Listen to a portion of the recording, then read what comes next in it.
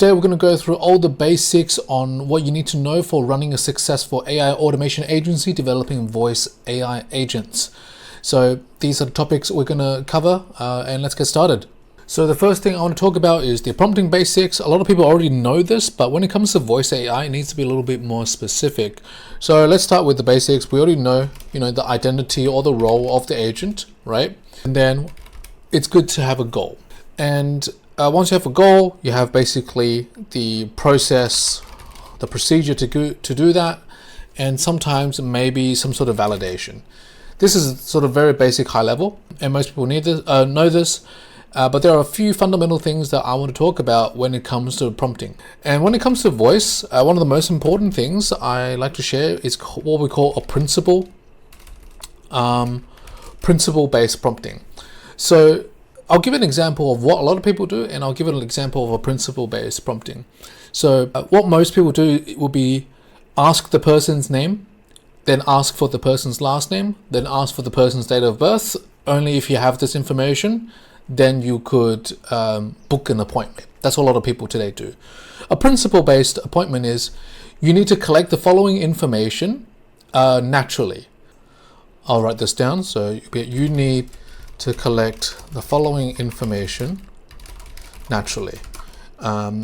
You may answer questions in between collecting information, but transition back into information collecting after answering questions. And then you'll be like, information needed. And it'll be things like first name, last name, and date of birth. So this second approach of prompting allows a customer to break away from the standard procedure. Because what's going to happen in real life is, for instance, you ask for the first name, they give you the first name, and then the agent asks you for the second name, and it's like, oh, why do you need my second name? Instead of replying to the user, the AI might just repeat the question again, or say something like, in order to proceed, I need to get your last name. And it's just very unintuitive and very off-putting. So that is what I call a principle-based approach. And the last one is the AI itself has an internal dialogue that you can use. So you can say things like internally validate or like internally review. And this allows the AI to make sure the information it's collected is straightforward.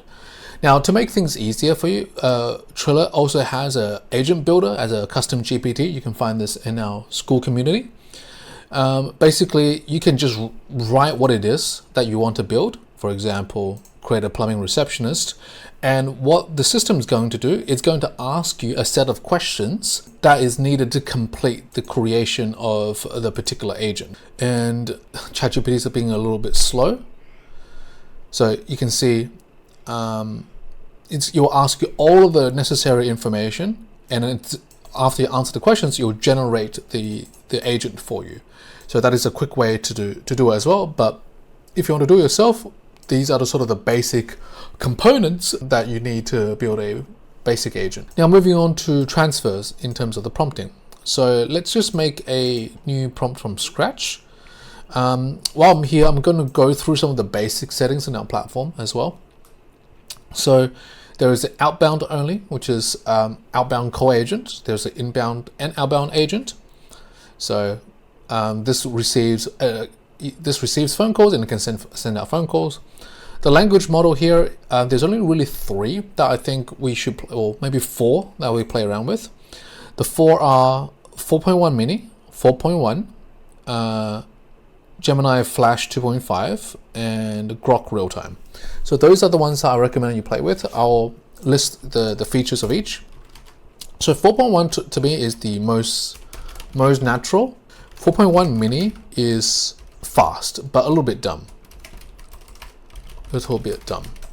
Flash 2.5 for me is the most reliable at scale, but it is sometimes not so natural, sometimes unnatural. And then Grok is the fastest by far, but a bit smarter than 4.1. Mini. So those are the 4 models.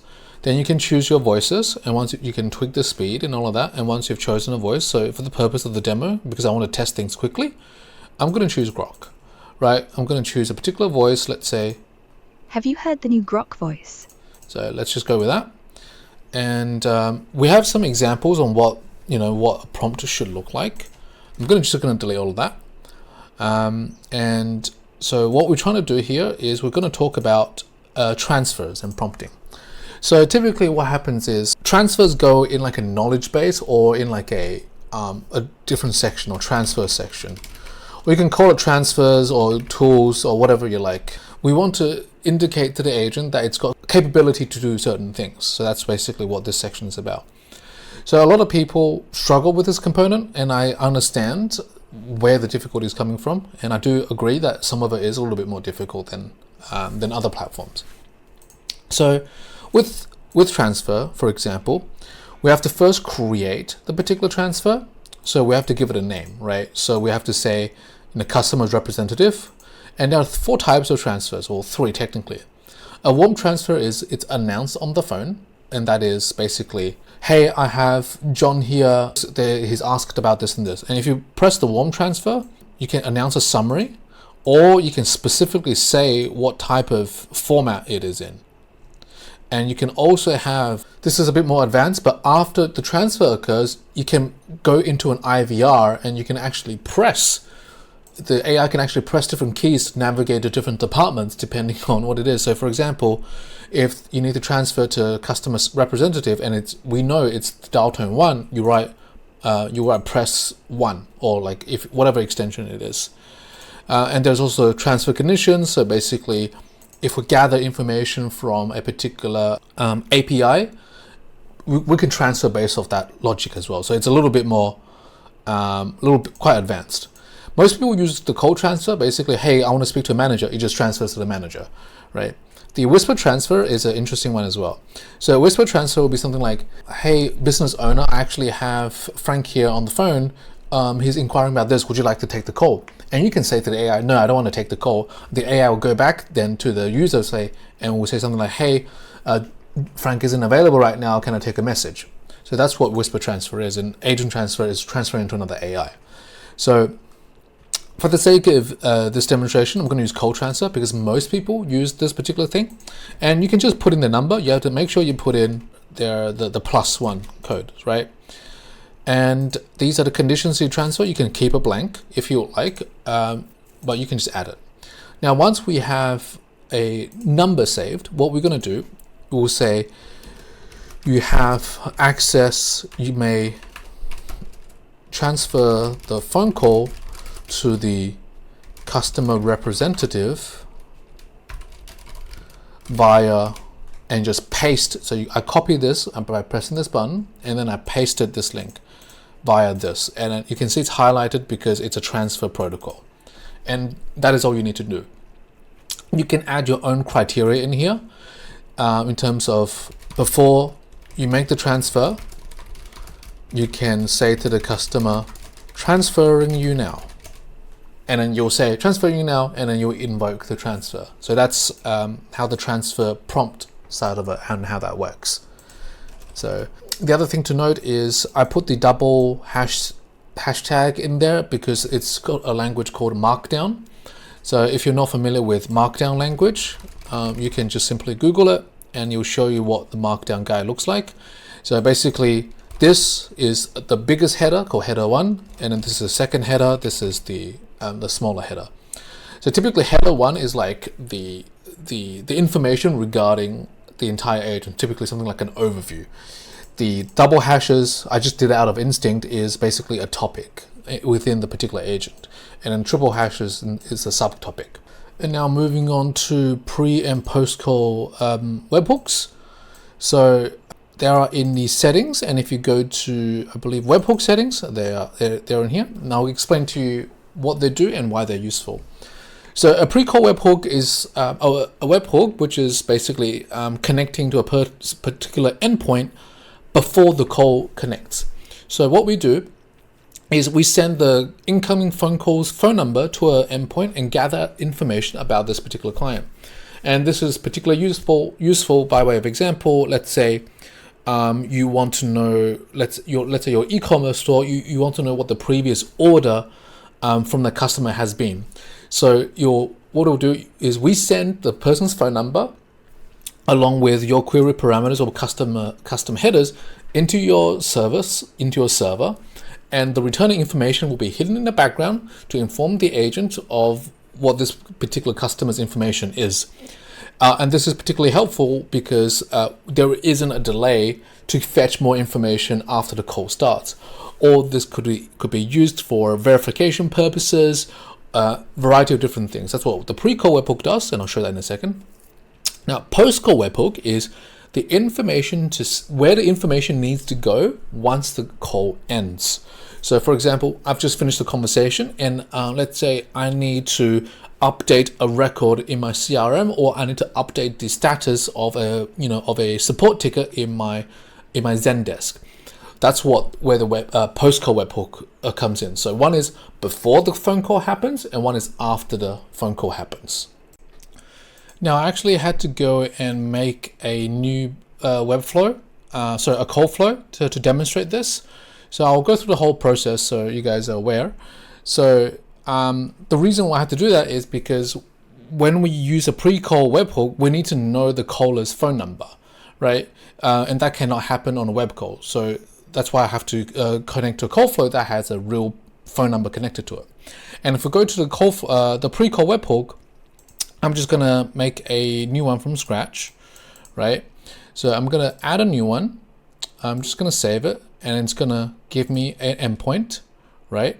So what I'll do is I will paste that endpoint in here, right? And for the purpose of demonstration, I'm trying to get the person's name to greet them personally. So I'm gonna put contact name as the variable. You can see highlights in my opening message. Going to copy both of those and press save. Override the changes. So you can see my thing is lined up, right? So what I'll do is I'll quickly make a phone call. I'm just going to call this agent. And you can see the moment he calls, this should be ready. Hi, this is... So now that we have that information, and then now we want to do is create a response webhook, right, which is the information we want to return back. But while we're here, you can also see that we have the phone number that we just called from. So we have, this is the search query on our engine, right? So you can say, go to HubSpot or whatever and query that particular phone number. And then what we want to do is we want to return the variable. Now it's important we need to have the response format in this exact format style. So in the body, we're going to copy, there's issues with the spacing. I'm going to delete the spacing here. Actually, I have it ready like this. So we have the spacing and then next line, and then next line with a double curly brackets. I do want to let everyone know, because of this demo, I'm actually updating the copy paste for this section so that it's much easier to copy and paste. So it works out of the box a bit better. So what you're going to have to do is put in variables, put in the variable that is going to be shown in the front end, in this case contact name, right? And then where's my and then I'm going to call it Frank, right? And then close bracket and press save. Right, I'm going to press run once. So what's going to do, you can see I haven't changed anything. I'm going to call it again, and now instead you'll say Frank instead of contact name. Hi, this is Lucy calling on behalf of Real Estate Agency. May I speak with Frank about a property at property address? So there you guys go. You will now pull the information. You can see you pull the information and return the Frank as the contact name. So that's the pre-call webhook. Very useful. The other one is the post-call webhook URL. And as we explained before, it tells us the information to send after the call. One way to quickly demonstrate this is if I go to webhook site, which is a temporary site to test your webhooks. You can just go on this. This is completely free. You basically copy a webhook URL by clicking on this, go to this and paste it. And then once you've pasted it, you can press the test webhook, but I'm just going to go and save and just show you what the actual call looks like. So I'm just going to make the call again. Hi, this is Lucy calling on behalf of Real Estate Agency. May I speak with Frank about a property at property? So I'm going to end the call and we'll just wait for the request to come through. While that's happening, we can go back to our agent and I want to show you guys a couple of things you can do here.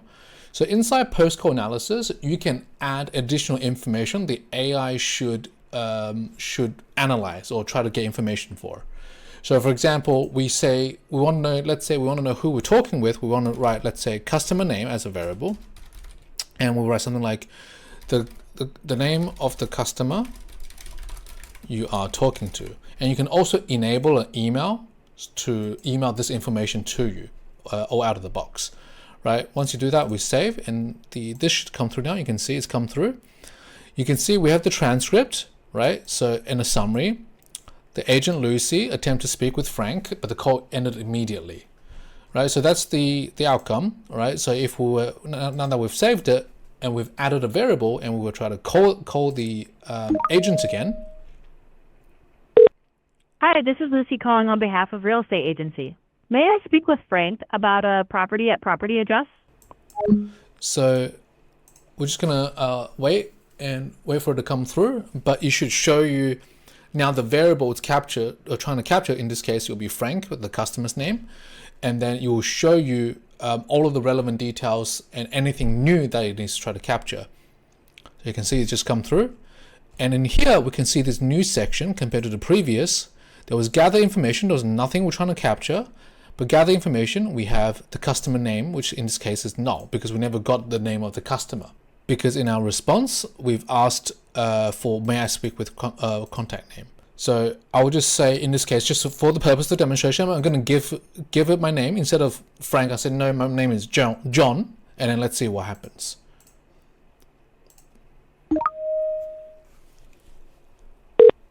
Hi, this is Lucy calling on behalf of Real Estate Agency. May I speak with Frank about a property at property address? No, this is not Frank. My name is actually John. Thank you for letting me know, John. May I ask if you are... So let's just end the call real quick. So it takes about 5 to 10 seconds for the API to come through. So you can see now the customer name is captured, it's John, and you can see the relevant information in there now as well. So that's a quick summary on what the pre and post webhooks do. Now moving back to the first agent that I had, we're talking about in-core APIs, functions, and integrations. So we call it in-core API as an API you need to make during the phone call. So by way of example, you want to get the information about, let's say, a payment or a particular order live on the phone call. So I think some other platforms call it functions. We call them in-core APIs because these are APIs that happen during the call. And there's also functions here as well. So we separate them because functions technically not an API, it's just a semantic thing. But inside functions, we can have native integration with Count.com, other calendars, a knowledge base, MCPs, post-call SMS, sending SMS after the call, and sending a booking link SMS. So those are some of the functions we have available today. And for the APIs, we have a full API system. So if you're familiar with Zapier, with retail, these work exactly the same. I'm just going to set a very basic example, right? I'm going to say check appointment availability. Use this function or call this function when you need to check for an appointment. So let's just give a fake one so we know it's hooked. It's calling a particular webhook. And that's pretty much everything. We can add text to speak when the API has been called. And we can also run APIs before the agent starts as well. So there's a variety of different settings that you can look into. There's also a guide on how to prompt for the variables. So this is a bit more advanced, but I just want to do something super simple. We're going to save that, and then I'm going to add here something basic. Ask the user's name, and then immediately call the call the function, right? So I copied this function and pasted it in. And then if I were to save this and then test the agent. Hello, welcome to our web service. What's your name? My name is Frank. So you can see it's immediately called the Thanks, function. Frank. How can I assist you with your appointment or service today? And you can see that function has been called automatically. So that's how we can do in-call APIs, functions, and integrations. And to integrate into most things, you either do it through API, or if you're familiar with MCPs, connected by MCP. So I won't go too much into detail for MCPs, but it is a very powerful tool that allows you to connect to any integration. So you can do that with Zapier MCPs. So Zapier natively can allow us to, connect to thousands of apps. What you have to do in this particular case is configure the MCP, right? And then you generate a token, let's say rotate it, and it gives you a link, a URL. And then what you want to do is create an MCP, add an MCP server, paste it in, and an add function, and you're done. There's a bunch of other platforms, like we personally use FastN, similar. Just want to show you guys how it all works. So similar situation, you go to FastN. Gonna sign in with Google. Similar, you have your own MCP server link, and then you can just paste it in, and it's done. You can also test it to see what functions it has. So I've got Google Sheets connected. It's going to test the connection. It said it's not supported. Connection established service is reachable but not supported. So that is just a default message from this provider. So that's not on ours. That's something that we get from them. Maybe just as a way of example, I'm just going to add here, you are a spreadsheet assistant. You have access to my spreadsheets. And that's really all you need to do when it comes to integrating into my Google Sheets, because you just configure it from this particular setting here. And just by way of example. How can I help with your spreadsheets today? Hey, can you see what the latest spreadsheet I've made is? Let me check your spreadsheets to find the latest one you've made. So you can see it's now going access. Your latest spreadsheet is named Frank, created and last modified on January 27th, 2026. So would you like me to open it? So that was the last spreadsheet I made for another video, but you can see that it's able to access all the information from Google here. So that's how we do the in-call API functions and integrations. And last but not least is the BYO number and connecting your Twilio.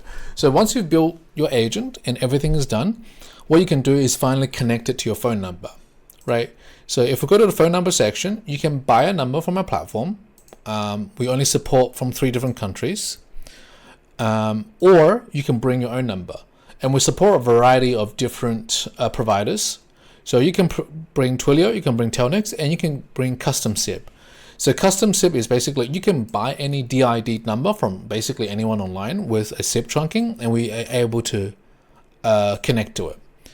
And these are some of the example headings, but it's very straightforward. So once you have a particular number, I'm just going to go to one of our other accounts. So once you go to the phone numbers, right, let's say this is the phone number we've just had, you can edit the phone number, and you can then select the agent that you want to use. So we're going to have a lot of agents, and then you just press save configuration.